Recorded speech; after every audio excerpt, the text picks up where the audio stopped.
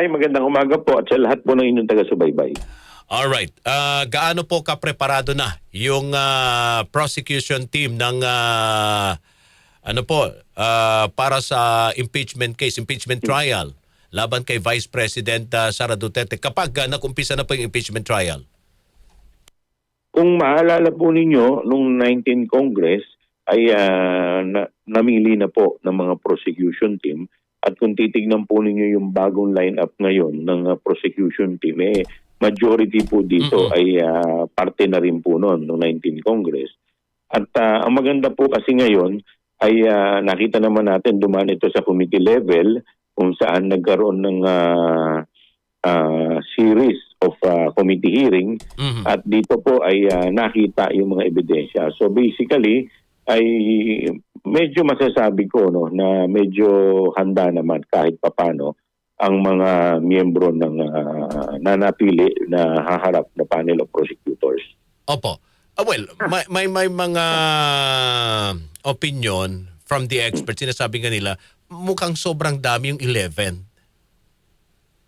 Yun po kasi yung nakalagay sa aming rules na 11 ang magiging miyembro ng prosecutor na pipiliin. Pero in any event, hindi naman ibig sabihin ng kada isang ground ay yung 11.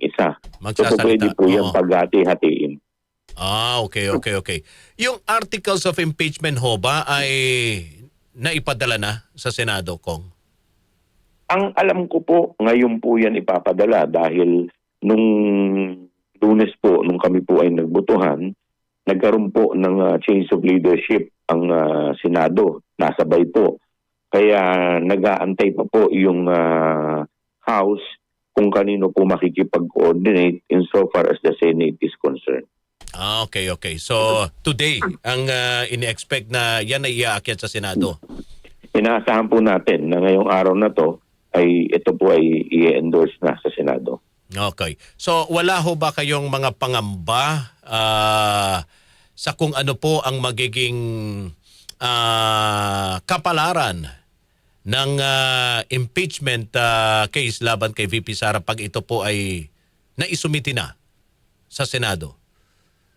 Napanood ko po yung mga interviews kay Senate President Alan Peter Cayetano at sinasabi naman po niya na walang kinalaman yung kanilang Senate change of leadership sa impeachment. Kaya tayo po naniniwala naman, bibigyan po natin siyempre ng benefit of the doubt ang ating bagong halal na Senate President. At ako po naniniwala bilang isang abogado, mahusay na abogado, si Senate President Alan Peter Cayetano ay mananaig po ang tungkulin at ang saligang batas. Okay. Well, sa panig po ng prosecution panel, naramdaman nyo ba yung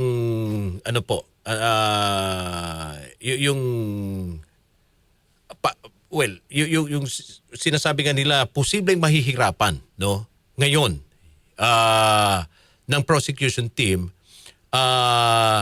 dyan sa impeachment court dahil ang majority, ang bagong majority ngayon, karamihan nandun nakaling sa Duterte, lalo tigit kay Vice President Sara Duterte, na sila din magsisilbing mga hurado. Alam po ninyo, Manong, yung nakaraan, yung kung titignan po natin yung history ng impeachment. Nung nakaraan po, nung impeachment po ni former Chief Justice Corona, nagsimula rin po ito ng walang pilang o numero. Kung hindi po ako nagkakamali, parang 7 lamang. Pero nagtapos po ito sa 20. Kasi po ako naniniwala po, ang mga senador po, ito po ay mga halal ng taong bayan. So at the end of the day, mananaig pa rin kung ano ang sa tingin nila, lalong-lalo na pag naglabasa na po ang mga ebidensya, ay tingin ko mas mananaig pa rin dyan yung kanilang sinumpaang salaysay. Nabanggit nyo ang mga ebidensya na ilalatag rito. May mga iba pa bang ebidensya na hindi tinalakay o prinisinta sa hearing ng Committee on Justice na ito'y nireserba ninyo para rito sa impeachment trial?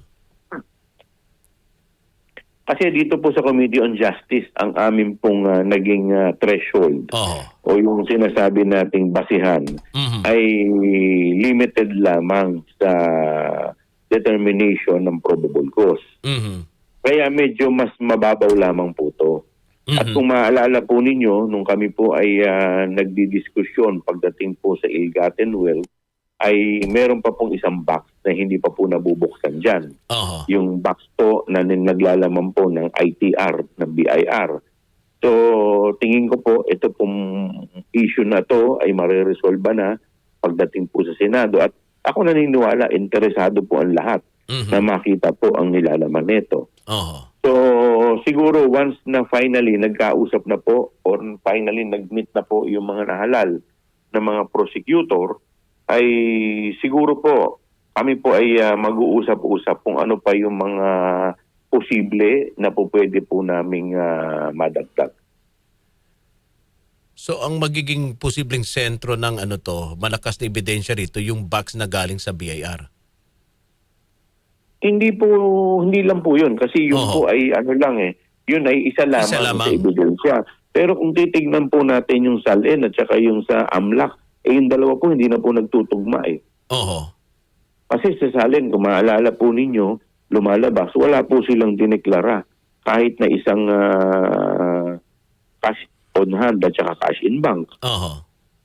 Pero pagdating naman po dito sa AMLAC, lumalabas, meron pong labas-pasok na transaksyon sa kanilang bank account na nagkakahalaga ng 6.7 billion. So, dito po sa numero between sa SALN na walang cash declaration na sinasabi nila at dito naman po sa AMLAC kung saan 6.7 billion ang inflows and outflows ng transaksyon na pumasok at lumabas sa kanilang bank account, doon lamang po malaki na ang dapat nilang ipaliwanag. Okay.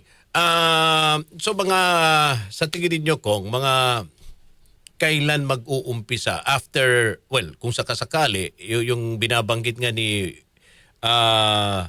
Senate President Cayetano, forthwith, agad-agad. So yung agad-agad, after ma-convene, sa tingin niyo kailan mag-uumpisa yung trial? Kanina, ang pagkakaalam ko po, ang intindi rin niya sa forthwith ay agad-agad.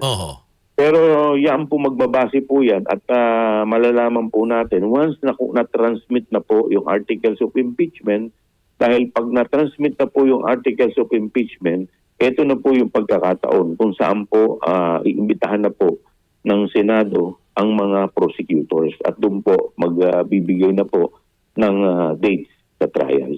Ayun. Alright. Maraming salamat sa inyong oras at panahon. Mabuhay po kayo. Mabuhay po kayo at maraming salamat din po. Good luck. Representative Joel Chua ng 3rd District Manila, mga kasama, at